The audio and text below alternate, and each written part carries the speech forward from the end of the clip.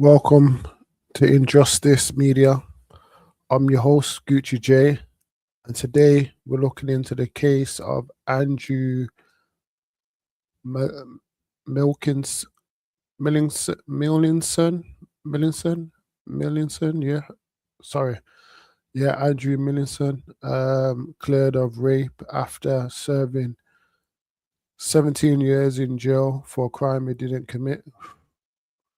This one's a mad one still. Let's get into it. Almost exactly 20 years ago, on the 19th of July 2003, a young woman was attacked and raped as she walked to her home in the early hours of the morning. On 10th February 2004, this appellant, Mr. Andrew Malkinson, was convicted of offences of attempting to strangle that young woman, to whom we have referred as C, with intent to commit an indictable offence, namely rape, and 2 offences of raping C. He was subsequently sentenced to life imprisonment. He, in fact, spent over 17 years in custody, very substantially beyond the period specified by the trial judge as the minimum term. So basically, they slammed him with a life sentence order for strangling. I think he said 2 allegations of rape, and he served over the recommended time of his sentence, life sentence, basically. Throughout, he has denied committing any of the offences. He now appeals against his convictions, the appeal coming before the court by way of a reference from the Criminal Cases Review Commission, CCRC. So those who don't know, the CCRC is the Criminal Case Review Commission, what just looks into cases to see if the policies and procedures were followed.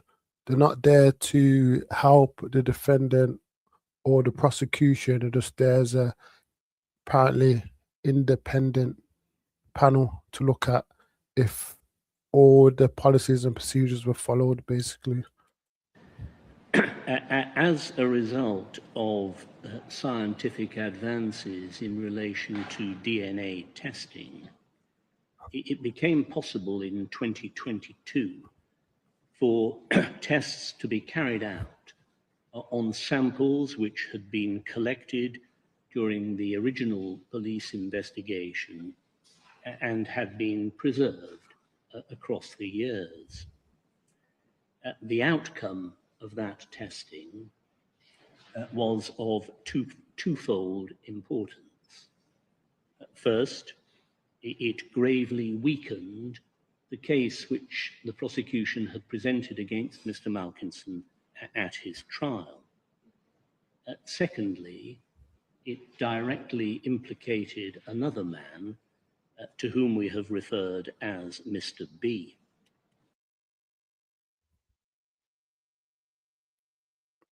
See how corrupt the police is? Instead of saying, sorry, we got it wrong, and release you, they'd rather keep you in prison knowing that you're innocent.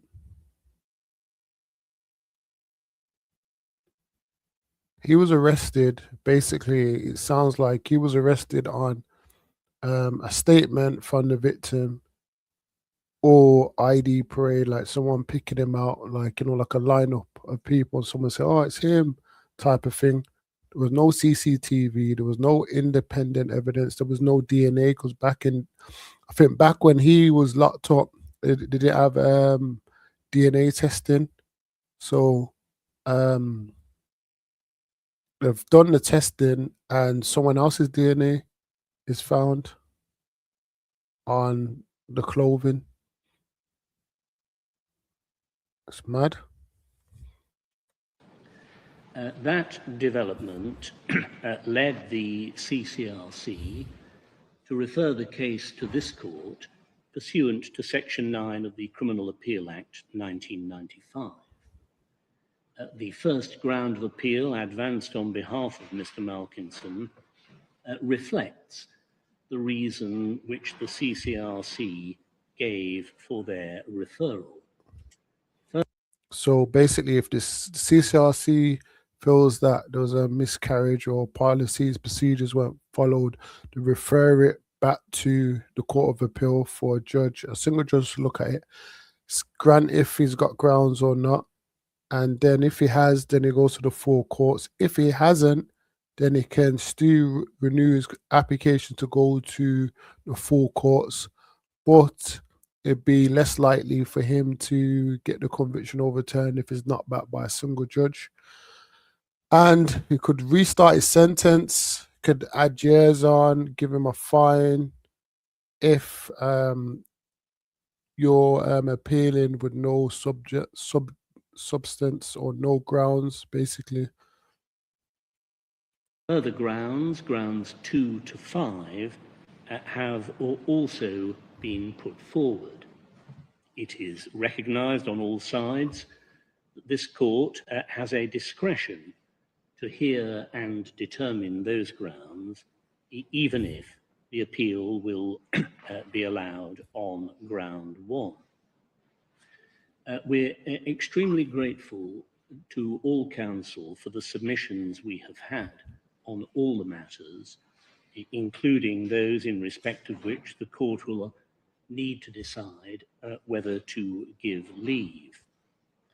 We're also grateful to all those behind counsel on each side for their work in preparing and presenting this important appeal. The submissions we have heard about grounds 2 to 5 have substantial and important points, and the court wishes to take time to reflect upon them. For that reason, and having regard in any event to the time we have reached this afternoon, it is not possible for the court to give its full judgment today.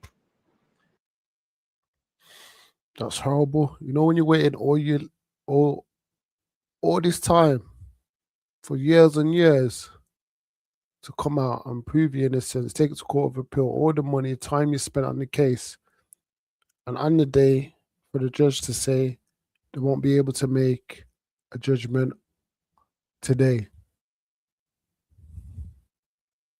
It's the worst feeling ever, you know, like thinking, oh, a German, that's a wait again. It's mad. However, we must keep Mr. Malkinson waiting no longer to know the outcome of his appeal, for we are able to decide the outcome of the appeal on the basis of ground 1 alone. The respondent has not sought to resist the appeal on ground 1, and we have no doubt has acted entirely properly in that regard. Having considered for ourselves the new evidence and its effect, we have no doubt that the new evidence shows these convictions to be unsafe. Accordingly,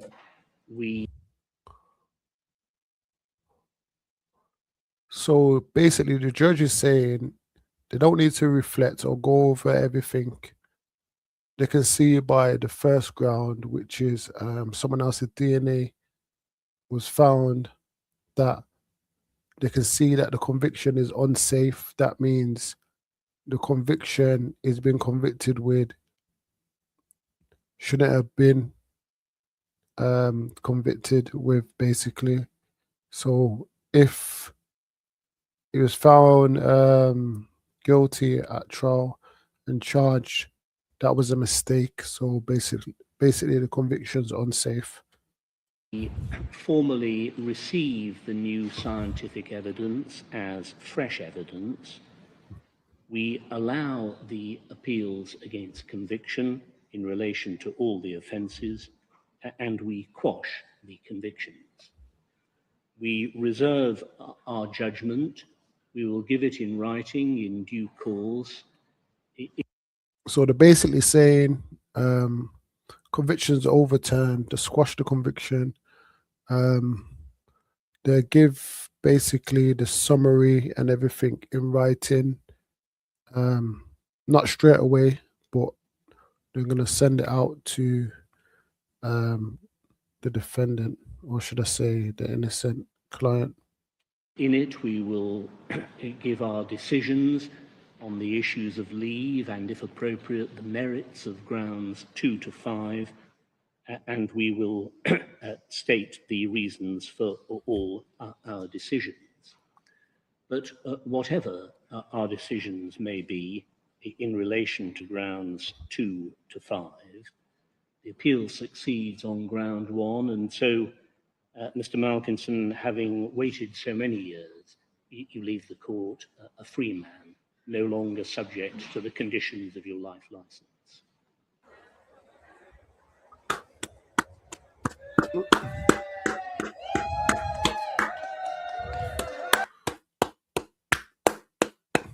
Come on, man, just a clap. 17 years as an innocent man. You know what I mean? He hasn't killed himself. He hasn't gave up. It's been fighting. You know what I mean? It's been fighting for this.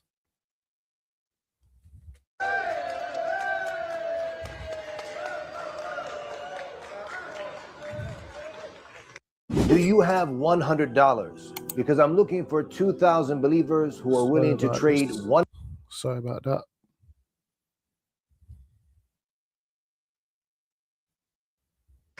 I came to the police station in 2003 and told the officers I was innocent. They didn't believe me. I came to the Crown Court in Manchester in 2004 and told the jury I was innocent. They didn't believe me. Crazy, man. I came to this appeal court in 2006 and told them I was innocent. They didn't believe me. I applied to the Criminal Cases Review Commission, which is supposed to investigate miscarriages of justice, and told them I was innocent. They didn't investigate, and they didn't believe me. Do you see how corrupt the system is? How corrupt it is.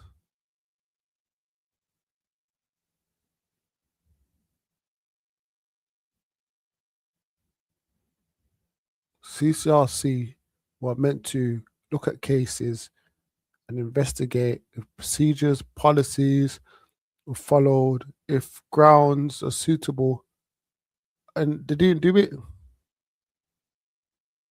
And that's not just him, that's millions of people, man. It's mad. Not once, but twice. Today we told this court I was innocent, and finally they listened. But I have been innocent all along. For each of those 20 years that came before today, nothing any police officer, court, or commission said about me since 2003 changed that reality. Trust me. The police, the papers, probation, they say wild stuff. They put stuff on your record. So when you go to prison, it's on your file for like prison officers to read. And then when they read, they treat that information as factual and treat you accordingly. And with newspaper articles as well. You are here to gather news. That declaration from the bench in there behind me is not news to me. I feel you, man, with that one. Basically, it's new to everyone. Everyone's shot like, oh my God, no way, this has happened, and they move on with their life. But he's been living this nightmare for 17 plus years, or probably even more than that. And it's not new to him that he was innocent. It's probably new to you, but it's not new to him. You get me? When a jury finds you guilty when you are innocent, reality does not change. You know you did not commit the crime. That's some real talk.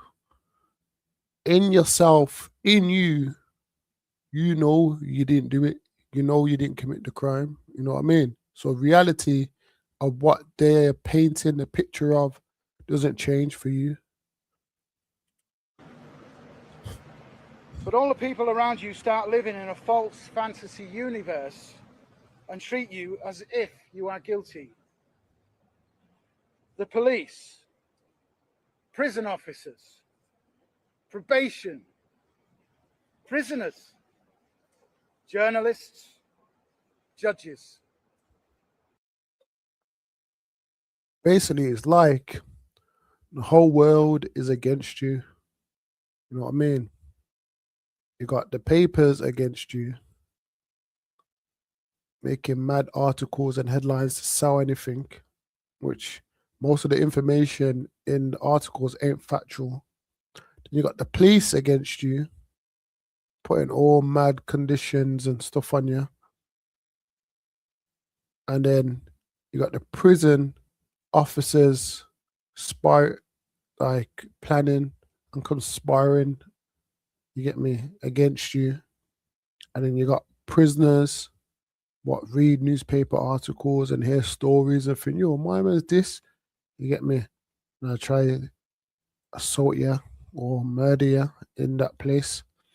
Also, family, and it's family are normally supportive, but some family members will believe what they read. You know what I mean? And then you got family against you. So that's a big weight. That's like tremendous weight on your shoulders. As a minority of one, you are forced to live their false fantasy. On the 2nd of August 2003, I was kidnapped by the state. That's like a bar. That's that's so true. You was kidnapped. Was in your house, relaxing. Police knock off your door, lick off your door, chainsaw it off, hammer it off, whatever. Throw you on the floor, put the handcuffs on you, you're arrested. What? Rape. What? You're mad. Take you to the police station. Get me? No solicitor. You get me? Answer all the questions. You're not going no comment because you didn't do nothing, can it? And either you get taken to court the next day or you get remanded. You know what I mean? You know, put you in prison and just lock you behind the door. You say, yo, I didn't do this. They're not listening to you. You've been kidnapped, bud. Don't care about the truth. They only care about is a conviction. It has taken nearly 20 years to persuade my kidnappers to let me go. 17 years, 4 months, and 16 days of that time were spent in prison.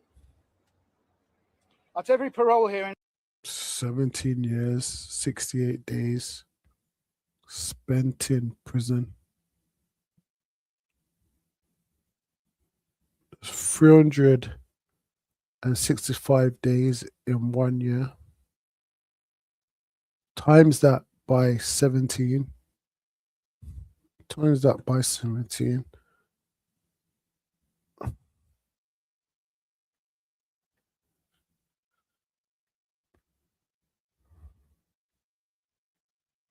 That's 6,205 days plus the 60. So 6,265 days or something, or 58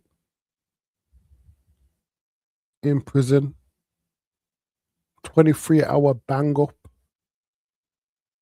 4 wars as an innocent man.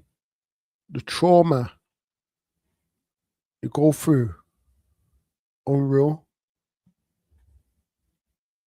Imagine if that happened to you. Imagine that. And I sat before a panel who shook their heads at me, considering me to be dangerous. Let's go back. As a minority of one, you are forced to live their false fantasy. Right, true. You're forced to live that.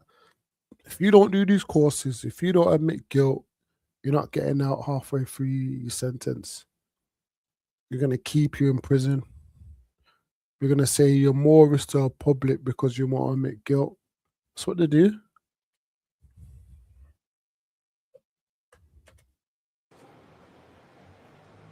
On the 2nd of August 2003, I was kidnapped by the state. It has taken nearly 20 years to persuade my kidnappers to let me go. 17 years, 4 months, and 16 days of that time were spent in prison. At every parole hearing, I sat before a panel who shook their heads at me, considering me to be dangerous. And all that time, the real perpetrator, the real dangerous person, was free. Imagine that. Parole is basically when before you get released, if you're on like a determinate sentence or you're on a parole sentence or IPP or EDS, you go in front of a board. So it could be one person. Depends how complex your case is. It could be 2 or it could be 3. So one's like a retired judge, another person's like a specialist in a different area, and then the other person is like a psychiatrist or a doctor or something. And then obviously they look at all your previous convictions from whenever you've been arrested from young. They look at the reason why you're in prison, or if you get recalled or whatnot. They look at that, and then they look at your prison record. If you have any IEPs, adjudications. IEPs are like warning for like silly things in jail, not wearing flip-flops or not going to your cell or disobeying an order. And adjudications are for like prison rules, for like fighting, not going work, like all sorts of offenses in it in prison. But it's not criminal, it's prison, prison rules, basically, like adjudication, like a prison set punishment type of thing, like lose your TV, canteen, you know what I mean? Stuff like that, innit? So if you got loads of IEPs or even one or adjudication for fighting or disobeying officer, that will go against you and you will not be released. You'll be deemed high risk to the public because of that. And even if you don't get any IEPs or adjudications and you haven't done no risk reduction work or admit guilt, you're not getting out early or you're not getting out at all. It's very, very, very extremely rare someone get released from parole without doing any courses or having loads of intel to do drugs or IEPs or adjudications, basically. More recently, I was allowed to leave prison, but with my name on the sex offenders register and under tight supervision by police and probation. So sex offenders register is like signing on at a police station, basically, and giving them like your bank details, your address, car you drive, what else? I think that's it really, or whoever you're around or whatnot. And then police just come to your house randomly, like on a random one, just ring your doorbell to see if you're in, ask you loads of questions, you know what I mean? Where you been, what you been up to, type of thing. And then probation, see you. If like in this case, it'd be like once a week type of thing. To see basically if you're following your license conditions. And license conditions, that's just a list of things like if you're on curfew, tag. If you got zones you're not meant to enter. If you undertake work without notifying them, like there's loads of rules. And then obviously you got children's services, and they just check on the well-being of if his kids, or if he's got kids or nephews, or anyone is in contact around what's vulnerable, basically. I was not free. And now I have finally been exonerated. I am left outside this court without an apology, without an explanation, jobless, homeless, expected to simply slip back into the world with no acknowledgement of the gaping black hole that they opened up in my life. So this is what they've done to them sick, disgusting people, police, courts, everything. You know what I mean? Falsely convicted this man, released him, no apology, nothing at all, no support, no help, no psychology, no, you know what I mean? Not even money to claim or anything. I think after 17 years in jail, he's just gonna slip back into normality and carry on with his life. A black hole that looms so large behind me, even here today, that I fear it will swallow me up. That black hole is hard for a person who has never slept a night behind bars to conceive of. People convicted of rape are the lowest of the low. I did not commit the crime, but I was treated as if I did. I spent 17 years on my guard against every threat. 17 years counting down the minutes to lock up. That's raw true. Like when you're on them charges and you're in prison, you're not safe. Man would chop you in your face. Man would get a kettle, boil it with hot water, put sugar in, wait for you to walk past. When you're not looking, run behind you and throw it in your back or in your face, burn you up, oil in the kettle, stab you, rush you. That's the rule in prison. If you're in for like a sexual offense, you get me? And man feel, if you're guilty or innocent, it doesn't really matter. Man will stab you up. It's like you're around man what are active in it. You're around man what love violence. And if any given chance, it's peak. You know what I mean? You got not just people don't like you or the offense. You got officers as well. Officers telling prisoners, "Oh, he's in for this," you know. I was like, "Swear down." And then obviously, before you know it, you're on the floor, bleeding. You get me? And then it's not just the wing you want; it's the whole jail, and it gets around the whole jail. So you have to be on your guard. So I could be behind my door and safe from other prisoners, but not safe from my own mind. True what he's saying. Out on the land and around the prison, it doesn't feel safe in it because anything can happen. You get me? The only time he's safe is when he's locked in his cell and the door's locked and he's in his cell. But really, he's safe from harm from others. But is he safe from himself? Because in his mind, a lot of things are going around in his mind.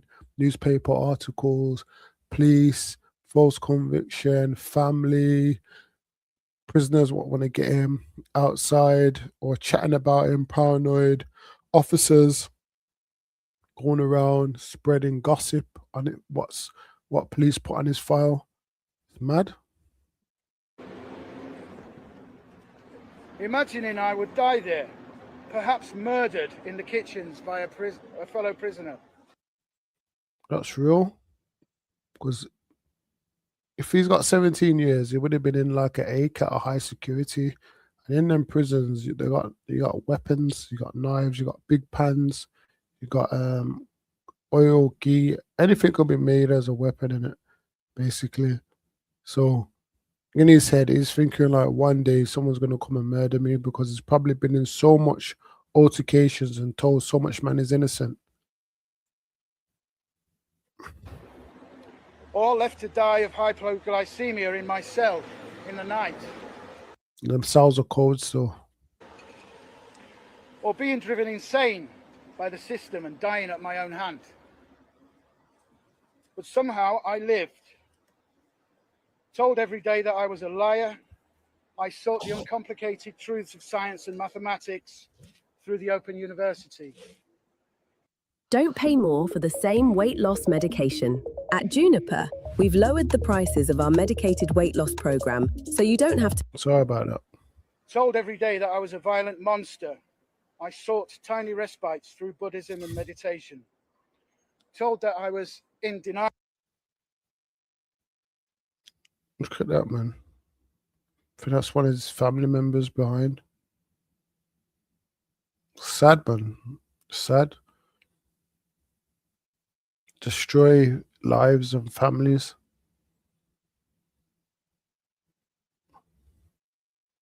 She could have been fighting for him all these years, or she could have not believed him at all and just come to the realization that he's actually innocent, because that happens as well, you know.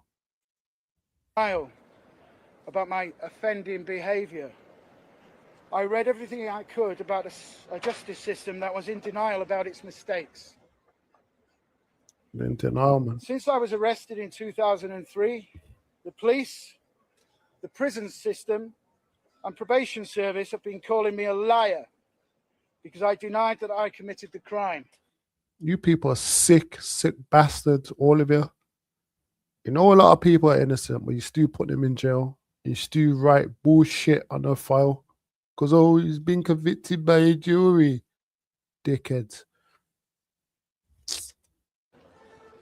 They claimed I was in denial and made me serve an extra 10 more years in prison. See how sick they are? They must have sat parole to get released. And they say, oh, you haven't done no course. You're not admitting guilt. You're in denial. Sit down for another 10. But if you're innocent, man are doing that, like, man has to ride it, innit? It's fucked though, man. Sorry for our language, but yeah, man, it's just mad. Because I would not make a false confession. I am not a liar. I am not in denial. But I will tell you who is.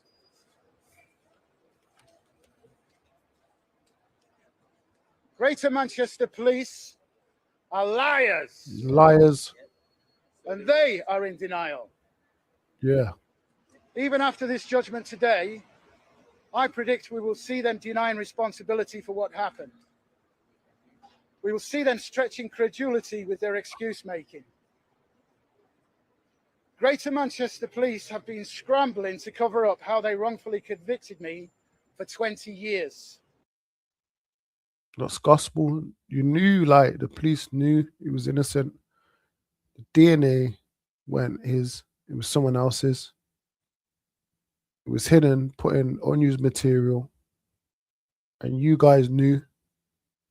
You sickos. Rather than investigate the multiple leads they were given by the public, they made a horribly traumatized woman look at a lineup with me in it, even though I didn't match the description she had given of her attacker. See how sick this is? So it wasn't even picked out at ID parade, and he didn't match the description. So you just grabbed some random man and convicted him of rape. You know how mad that is? You sick people. They exploited a hopeless heroin addict and his girlfriend, both with dishonesty convictions, having them tell the jury they identified me. Homeless person and a crackhead or on drugs, you got them to identify a random man that he was a suspect. And they got convictions. So they're unreliable. They're moving like the mafia. These police. Sick. They unlawfully withheld crucial evidence which would have helped my defense. Once I began appealing, the police unlawfully destroyed the victim's clothing. Oh my days.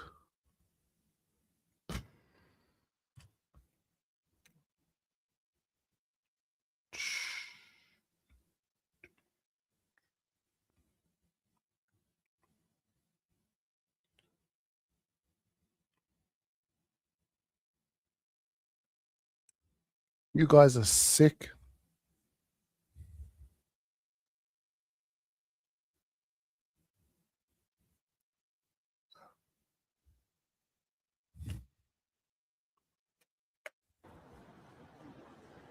That I was demanding be retested along with other evidence, not just once, but 3 times. And all this time, the person who really did this horrific crime has been at large. And this means that it's not just me who's been denied justice, it is the victim. As this is my only chance to say something to her, please allow me to address her directly. Sitting in my cell, I used to rack my brains as to how you could say you were so sure it was me when I knew it was not. I read all I could and learned about how fraught with risk the process of lineup identification is when someone has been subjected to trauma. I wondered if the police helped you to pick me. Since my release, I have had the privilege of being introduced to an American woman called Jennifer Thompson, a rape survivor who was caught up in a wrongful conviction. And she has helped me at least begin to try and understand what you went through that night and what it has been like for you since. I am so sorry that you were attacked and brutalized that night by that man. I am not the person who attacked you, but what happened to me is not your fault. I'm so sorry if my fight for the truth, as I knew it to be, has caused you extra trauma. I am so sorry that the system has let you down. It let us both down. There are no winners in a wrongful conviction case, with the exception of the real perpetrator. Everyone gets failed, from the original victim to the wrongfully convicted person. I sincerely hope that you are receiving the support you need and the apology from the police that you deserve. Thank you.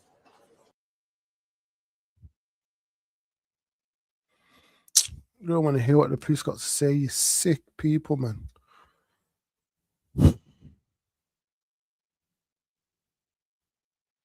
Those clothes with someone else's DNA on it. You got a crackhead, the homeless person, to identify him, an innocent man, as the perpetrator.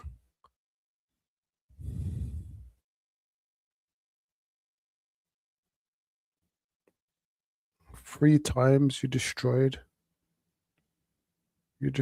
evidence to cover up your tracks.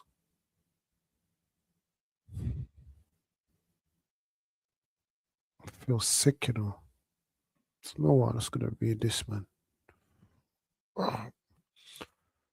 We are truly sorry, Mr. Malkinson, that he is the victim of such a grave miscarriage of justice in being convicted of a crime he did not commit and serving a 17-year custodial sentence. While we hope this outcome gives him a long overdue sense of justice, we acknowledge that it does not return the years he has lost. I have offered to meet with him personally to deliver my apology.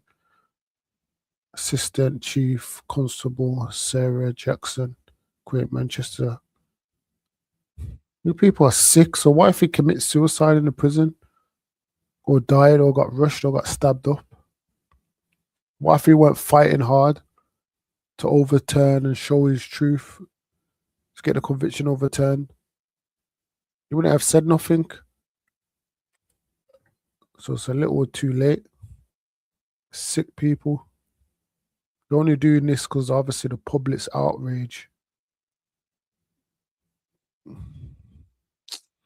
No, this is getting me mad. I don't even wanna listen to what they got to say, man. The sick people. But yeah, man, that's part one. Not gonna move off this this case yet. We're gonna go into part two. Go into depth. Hear what he's saying. I think there's another interview. There's an interview on here somewhere. Yeah, falsely in prison. So we're gonna go into part two. That's gonna be part two, looking into this miscarriage of justice. Sick people, man. Gets me angry, man. Sick. Yeah, man. Like, comment, and subscribe. Bless. See you in the next one, part two.